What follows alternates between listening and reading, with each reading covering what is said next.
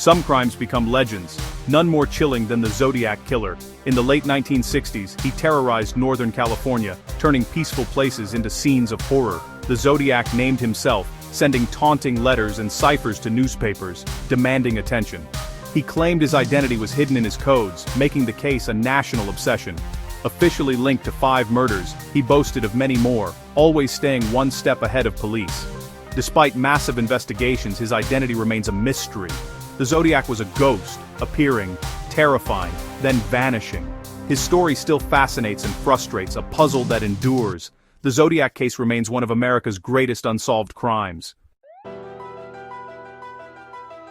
The Zodiac's reign of terror began on a cold December night in 1968, forever changing the quiet communities of Northern California. On December 20th, high school sweethearts David Faraday and Betty Lou Jensen were parked along the isolated stretch of Lake Herman Road, seeking a moment of privacy.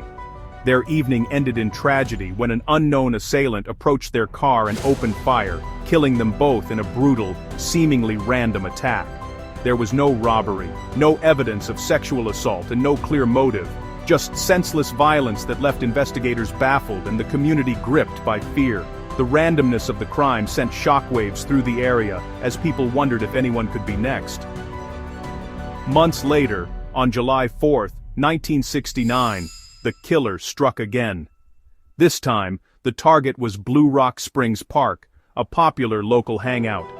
Darlene Ferrand and Michael Mageau were sitting in their car when a mysterious figure approached and unleashed a hail of bullets. Darlene was killed, but Michael miraculously survived, despite his injuries. He managed to give police a description of the attacker, a stocky man, possibly in his late 20s or early 30s. But the details were vague, and the killer's identity remained a mystery. Then, in a chilling twist, the killer himself called the police.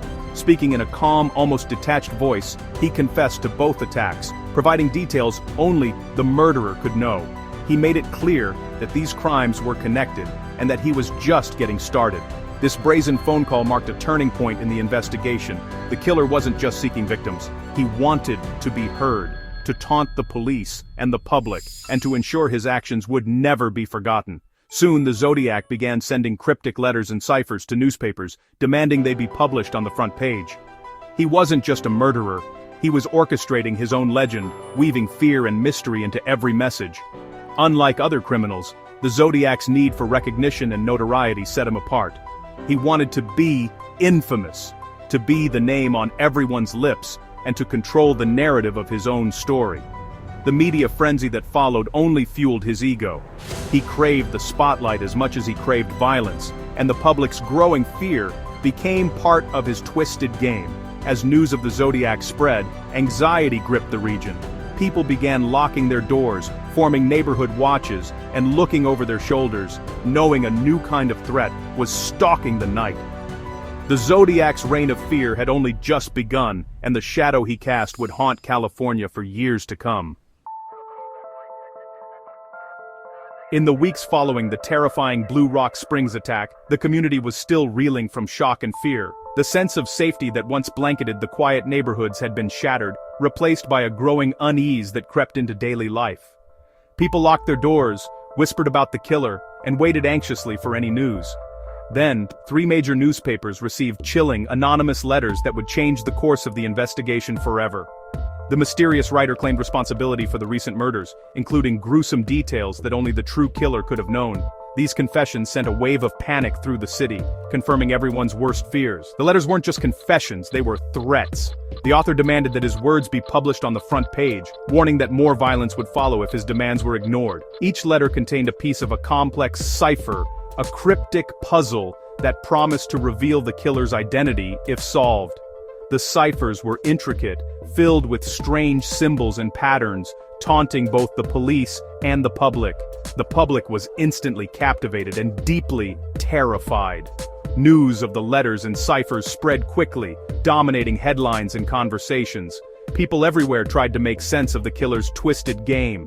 Among those who took up the challenge were a local teacher and his wife, who spent nights poring over the strange codes, determined to crack the mystery. When they finally broke the cipher, the message inside revealed not the killer's name, but a disturbing glimpse into his twisted philosophy and motives. The killer claimed he was collecting slaves for the afterlife, a chilling statement that only deepened the sense of horror and mystery. Soon after, the writer introduced himself with a phrase that would haunt the nation. "This is the Zodiac speaking," signing each letter with his now infamous crossed circle symbol. The Zodiac now had a name, a symbol, and the undivided attention of a nation gripped by fear and fascination. With every letter, every cipher, and every threat, the Zodiac's deadly game had truly begun, and no one knew where it would end. The Zodiac's attacks grew bolder and more terrifying with each passing incident. On September 27, 1969, at Lake Berryessa, he approached Brian Hartnell and Cecilia Shepard in broad daylight, wearing a bizarre hood and symbol. The couple was enjoying a peaceful afternoon by the lake, unaware of the horror that was about to unfold. He tied them up, then stabbed them repeatedly, leaving his mark on their car before calling police himself to boast about his crime. The symbol he drew was a chilling reminder of his presence. Cecilia died from her injuries, but Brian survived to describe the chilling encounter to the authorities. His detailed account provided crucial insights into the Zodiac's methods and mindset. 2 weeks later, on October 11, 1969, the Zodiac struck again, this time in the bustling city of San Francisco. He killed taxi driver Paul Stein in the upscale neighborhood of Presidio Heights, shocking the community. Witnesses saw the killer, but a critical police error allowed him to slip away into the night. The frustration among the officers was palpable as they realized the opportunity they had missed. Days later, the Zodiac sent a piece of Stein's bloody shirt to the San Francisco Chronicle, mocking the police and taunting the public. His brazen communication only heightened the fear and fascination surrounding his identity. He then threatened to attack a school bus full of children, sparking citywide panic.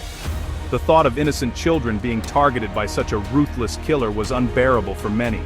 Police shadowed buses, and parents kept their children home, gripped by fear and uncertainty. The community was on edge, waiting for the next move from the Zodiac. The Zodiac was no longer just a rural menace. He had become a citywide terror, capable of striking fear into the hearts of millions. His actions were now the subject of daily headlines and constant speculation. His threats and actions made him a household name. Fear gripped California as the Zodiac's reign of terror continued, leaving an indelible mark on the state's history. The Zodiac investigation was massive, involving multiple police departments and famous detectives like Dave Toschi. They chased thousands of leads, analyzed handwriting, and consulted cryptography experts. The Zodiac's letters offered clues but also misdirection, keeping police off balance. A composite sketch was made, tips poured in, but none led to a solid suspect. The killer left little physical evidence, no clear fingerprints, no DNA match, no personal connection to victims. He struck in different jurisdictions, complicating the investigation. The randomness of his crimes made him nearly impossible to predict or catch. Despite tireless work, police were always a step behind. The Zodiac remained a phantom, taunting and elusive. The case grew colder, but the obsession never faded. The Zodiac's crimes shattered Northern California's sense of safety. His random attacks made everyone feel vulnerable. No one knew who might be next. Parents feared for their children. Couples avoided secluded spots. The Zodiac's letters published in newspapers fueled public panic. His threat against school buses led to police escorts and anxious families. The era's optimism faded, replaced by suspicion and fear. The media amplified the terror, making the Zodiac seem unstoppable. He became a symbol of random violence, haunting daily life. People locked doors, changed routines, and watched strangers warily. The Zodiac's legend grew, fed by constant headlines. Even when he wasn't killing, his shadow lingered over California. Police investigated over 2,500 suspects, but a few names stand out. Arthur Lee Allen was the most famous. He matched some clues but was never definitively linked. His DNA and fingerprints didn't match, and he died in 1992, still denying involvement. More recently, Gary Francis Post was named by private investigators, but evidence remains circumstantial. Other suspects, like Richard Gaikowski and Lawrence Kane, were also considered, but nothing conclusive emerged. Every suspect had evidence both for and against them. No confession, No DNA match, no smoking gun. The Zodiac's identity remains a frustrating enigma. Decades later, the case is still officially unsolved. The Zodiac's story endures because he made the public part of his twisted game. His ciphers and taunting letters invited everyone to solve the mystery. Books, documentaries, and films, especially Fincher's Zodiac, have kept the case alive. The internet has created a global community of amateur sleuths, endlessly debating theories. The case's unsolved status is its greatest allure. People are drawn to puzzles, and the Zodiac is the ultimate riddle. Who was he? Why did he stop? Did he simply disappear into normal life? The lack of answers fuels endless speculation. As long as the mystery remains, the Zodiac will haunt our imagination. He is a symbol of evil that refuses to be forgotten. After more than 50 years, the Zodiac case is still filled with unanswered questions. Who was he? How many victims did he really claim? Was he telling the truth about his crimes, or just seeking attention? Why did he suddenly stop communicating? Despite advances in DNA technology, no match has been found. The Zodiac may have lived out his days in obscurity, his secrets intact. New evidence could emerge, but the truth may be lost forever. The Zodiac remains a permanent shadow in American crime history. Some mysteries, it seems, are never meant to be solved.